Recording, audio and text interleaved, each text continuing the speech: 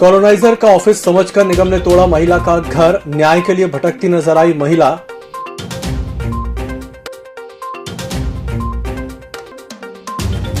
Scooty में पकड़ाई 48,000 की शराब, फवारा चौक पर कोतवाली पुलिस की कार्रवाई।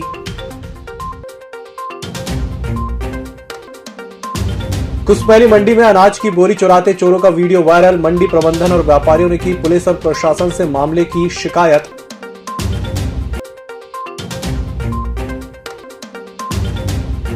कलेक्टर और जिला पंचायत सीईओ पहुंचे पांडुरनाथ, ग्रामीण विकास कार्यों की हुई समीक्षा।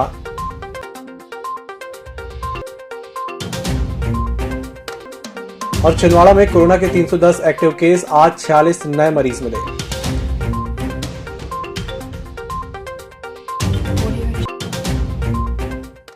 नमस्कार, छिंदवाड़ा लाइव के इस बुलेटिन में आपका स्वागत है। मैं हूं आपके साथ आकाश। अब देखते हैं खबरें विस्तार से। नगर निगम के द्वारा अवैध कॉलोनाइजर के खिलाफ कार्रवाई करने मुहिम चलाई जा रही है, लेकिन खानापूर्ति के नाम पर इस मुहिम में निर्दोष गरीबों का आशियाना तोड़ा जा रहा है। ऐसा ही एक मामला बुधवार को प्रकाश में आया। नगर निगम टीम का अमला अतिक्रमण हटाने की कार्रवाई करने सोनपुर क्षेत्र में गया था, जहां पर निगम, पुलिस और प्रशासन के अधिकारियों ने आंख बंद करके बिना किसी पूर्व सूचना के एक गरीब के आशियाने को ढहा दिया। गरीब महिला अधिकारियों के सामने गिड़गिड़ाती रही, लेकिन खाना पूर्ति करने आए अधिकारियों का दिल नहीं पसीजा। उन्होंने कॉलोनाइजर का ऑफिस समझकर गलती से मकान तोड़ने की बात कहकर मामले से पल्ला झाड़ लिया। जब ईएमएस टीवी ने इस संबंध में अतिक्रमण तोड़ने के अधिकारियों से उनका पक्ष जानना चाहा, तो अधिकारी कैमरे के सामने आने से बचते नजर आए। प्रत्यक्षदर्शियों के मुताबिक नगर निगम की टीम सोनपुर क्षेत्र में एक अवैध कॉलोनाइजर के खिलाफ कार्रवाई करने पहुंची थी, जहां पर कॉलोनी में बने मकान को निगम की टीम ने बिना किसी पूर्व सूचना के तत्काल ढहा दिया। जैसे ही उस घर की महिला वहां पहुंची, तो अधिकारी घटनास्थल से भागते नजर आए। महिला मंजू साहू का कहना है कि उसने अपना पुराना मकान बेचकर यहां पर प्लॉट खरीदा था, जहां लोगों से कर्जा लेकर घर बनाया।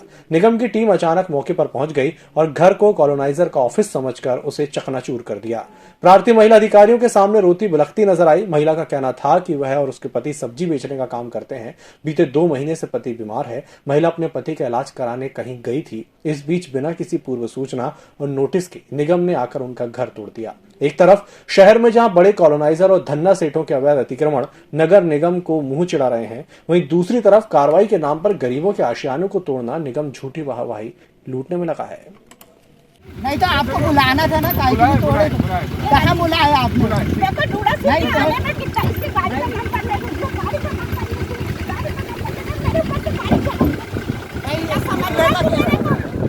जी प्लाट मैंने ली हूँ भाई साहब, और इसमें नगर निगम वाले और कलेक्टर ऑफिस वालों ने पूरा मेरे प्लाट को और मकान को तोड़ फोड़ के बिगर पूछे वो कर दिए। किससे खरीदा था आपने प्लॉट? सुनील जायसवाल। सुनील जायसवाल से? जी, बिगर बोले सूचना कुछ भी नहीं दिए और तोड़ दिए, और बोले हमने उनका ऑफिस समझ के तोड़ दिए। बोले क्या बोले? गलती से तोड़ दिए? हाँ, गलती से टूट गया, और जो ऑफिस समझ के टूट गया कि जी प्लाट वाले का ऑफिस है कर। कोतवाली पुलिस ने स्कूटी में 100 पाइपर शराब ले जाते 2 लोगों पर आबकारी एक्ट के तहत कार्रवाई की है। कोतवाली टीआई सुमेर सिंह जगेत ने बताया कि पुलिस द्वारा वाहन चेकिंग के दौरान एक स्कूटी वाहन को रोका गया था, जिसमें एक पेटी 100 पाइपर शराब, जिसकी बाजारी कीमत लगभग 48,000 रुपए है, इसे जब्त किया गया। पूछताछ के दौरान आरोपियों ने बादल साहू के लिए शराब ले जाने की बात कबूली है। पुलिस ने इस मामले में स्कूटी वाहन और शराब पेटी दोनों को जब्त कर लिया है। शराब का परिवहन करने वाले लोगों पर जहां 34 आबकारी एक्ट के तहत कार्रवाई की गई है, वहीं शराब बुलाने वाले आरोपी बादल साहू पर धारा 42 आबकारी एक्ट के तहत मामला पंजीबद्ध किया गया है।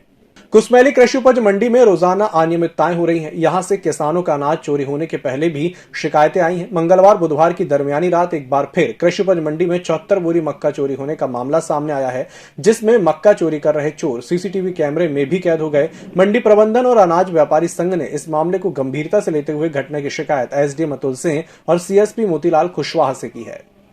कलेक्टर सौरभ कुमार सुमन द्वारा बुधवार से जनपद पंचायत स्तरीय बैठकें लेकर ग्रामीण विकास विभाग के कार्यों की समीक्षा की जा रही है। बुधवार को कलेक्टर सुमन ने जनपद पंचायत पांडुरना के सरगम मंगल कार्यालय में जनपद पंचायत पांडुरना की समीक्षा बैठक ली।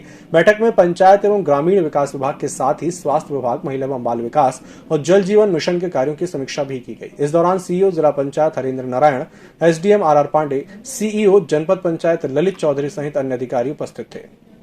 छिंदवाड़ा जिले में कोरोना के कुल 310 एक्टिव केस हैं। बुधवार के दिन जिले में 46 कोरोना संक्रमित मरीज मिले, जबकि 58 मरीज कोरोना संक्रमण से मुक्त हो गए। स्वास्थ्य विभाग के बुलेटिन की माने तो आज छिंदवाड़ा शहर में 12, पांडुरना में 7, सौंसर में 7, पांडुरना में 14, पलासिया में 2 और मौखेड़ में 4 कोरोना संक्रमण के मरीज मिले हैं। इसी के साथ बुलेटिन में वक्त चला एक छोटे से ब्रेक का, जल्द हाजिर होंगे।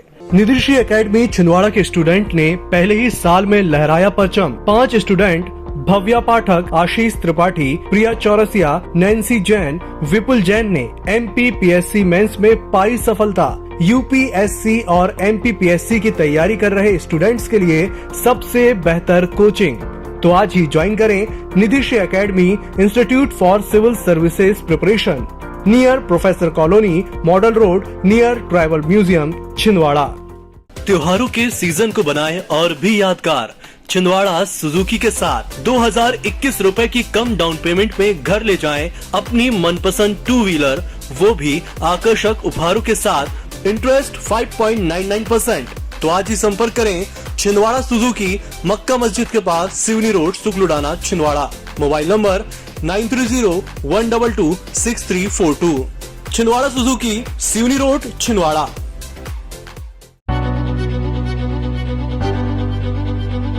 नागपुर की सुविधाएं अब छिंदवाड़ा में। शहर के सबसे आधुनिक dental clinic, dedicated implant facility के साथ। Chaturvedi dental clinic, doctor Rahul Chaturvedi, MDS, fix दांत एवं बत्तीसी लगाने के स्पेशलिस्ट। क्लिनिक में उपलब्ध सुविधाएं: दांतों की सड़न का इलाज, लैमिनेट द्वारा दांतों का सौंदर्यीकरण, आड़े टेढ़े दांतों को ठीक करना, स्माइल डिजाइनिंग, फिक्स बत्तीसी, dental implant, cast partial denture, root canal treatment, fix cap एवं ब्रिज, निकल लेन लगाने वाली बत्तीसी। समय सुबह 11 बजे से रात्रि 9 बजे तक, सोमवार से रविवार। स्थान पोला ग्राउंड, पांडे नर्सिंग होम के सामने, छिंदवाड़ा। मोबाइल नंबर 9755496232 और 8839315742। ब्रेक के बाद एक बार फिर से आपका स्वागत है। बढ़ते हैं अगली खबर की ओर। शिक्षा विभाग के द्वारा कक्षा 10वीं और 12वीं बोर्ड परीक्षा की तैयारियां शुरू कर दी गई हैं। बोर्ड की परीक्षाएं 17 फरवरी से शुरू हो रही हैं। इस बार बोर्ड परीक्षा में कुल 55,606 परीक्षार्थी शामिल हो रहे हैं, जिसमें कक्षा 10वीं से जहां 30,973 नियमित विद्यार्थी शामिल होंगे, वहीं 1990 प्राइवेट विद्यार्थी परीक्षा दे रहे हैं, जबकि कक्षा 12वीं में 20,509 नियमित और 1990 प्राइवेट परीक्षार्थी शामिल हो रहे हैं। जिले में परीक्षा के लिए 159 सेंटर बनाए गए हैं। जिला शिक्षा अधिकारी अरविंद चौरागड़े ने बताया कि शिक्षा विभाग द्वारा मंडल के निर्देश पर बोर्ड परीक्षा की तैयारियां की जा रही हैं। आगामी समय में निर्देश मिलने पर केंद्र अध्यक्षों की नियुक्ति भी की जाएगी, जबकि कोरोना की तीसरी लहर को देखते हुए इस बार परीक्षा केंद्र में भी अतिरिक्त कक्ष बनाए जा रहे हैं, जहां पर कोरोना संक्रमित या सर्दी, खांसी और बुखार से पीड़ित परीक्षार्थी को बैठाया जाएगा। सभी केंद्राध्यक्ष प्राचार्यों को वेबिनार के माध्यम से कोविड के सारे निर्देशों को फॉलो करने के लिए निर्देशित कर दिया है और कैसी व्यवस्थाएं बनाना है, इसके लिए हमने सभी लोगों को निर्देशित किया हुआ है।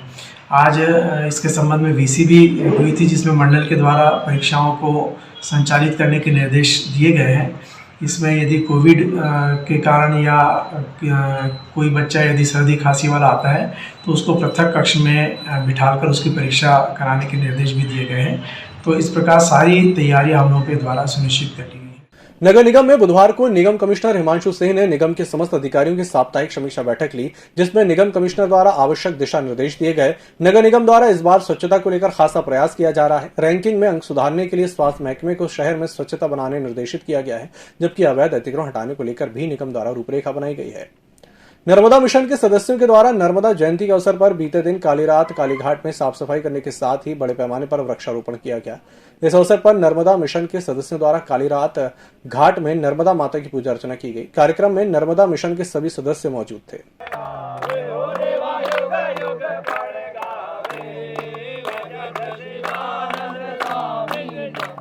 स्थानीय इंदिरा प्रदर्शनी ग्राउंड में बालाजी 2022 क्रिकेट का प्रतिस्पर्धा चल रही है, जिसमें बुधवार को पहला सेमीफाइनल मैच टाइम प्लास्टिक बड़कुई और यूनिक क्रिकेट एकेडमी परासिया के मध्य खेला गया। पहले बल्लेबाजी करते हुए टाइम प्लास्टिक क्लब ने 19.5 ओवर में 10 विकेट पर 152 रन बनाए। 153 रनों के लक्ष्य का पीछा करने उतरी यूनिक क्लब परासिया 20 ओवर में 8 विकेट पर 148 रन ही बना सकी। सेमीफाइनल मैच टाइम प्लास्टिक बड़कुई ने 4 रनों से जीतकर फाइनल में जगह बनाई है।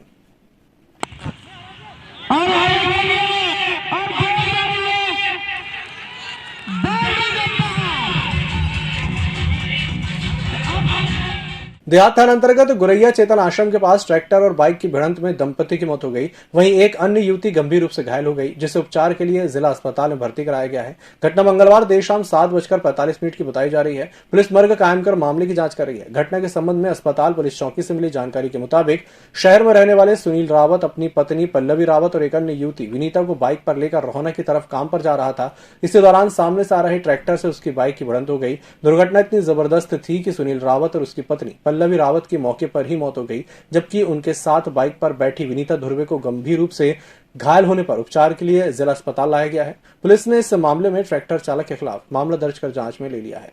यहाँ पे एक ट्रैक्टर वाला बहुत तेजी से यहाँ से जा रहा था और पुलिया के पास में एक पल्सर उसके पीछे पीछे जा रहा था। तो मैंने देखा है कि ट्रैक्टर वाले की ट्रॉली एकदम से पलट गई और वो पुलिया में जाके गिर गया। एक गाड़ी वाले को मार के यहाँ के 3 लोग यहाँ पे गिरे पड़े। तो मैं यहाँ पे देखने आया, तब तक वो भाग गया था वहाँ पे। तो यहाँ पे देखा मैंने, एक आदमी है और 2 औरत जो कि बहुत गंभीर कंडीशन में थी, जिसमें से एक आदमी तो बहुत ज्यादा गंभीर कंडीशन थी उसकी। तो फिर हम लोग ने यहाँ पे 100 नंबर और 108 पे डायल किया। फिर अभी थोड़ी देर 108 और 100 नंबर आया और अभी ले गए उनको हॉस्पिटल। शहर में बुधवार को दिन भर से छाए बादल दोपहर के बाद अचानक बरस उठे। इससे एक बार फिर ठंड बढ़ने का अनुमान है। बीते 4 दिनों से शहर में ठंड कम हो गई थी, लेकिन बुधवार के दिन मौसम का मिजाज अचानक बदल गया। बुधवार सुबह से ही शहर से बादल छाए रहे। सुबह 9 बजे जहां हल्की बूंदाबांदी हुई, वहीं दोपहर 4 बजे के बाद झमाझम बारिश शुरू हो गई। इसके बाद अब एक बार फिर ठंड बढ़ने का अनुमान है।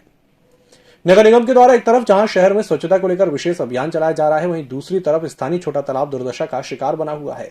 यहां पर तालाब परिसर में गंदगी का आलम है, जबकि छोटा तालाब की शोभा बढ़ाने के लिए जो बोट यहां पर चलाई जा रही थी, वह भी अब महीने से धूल खा रही है।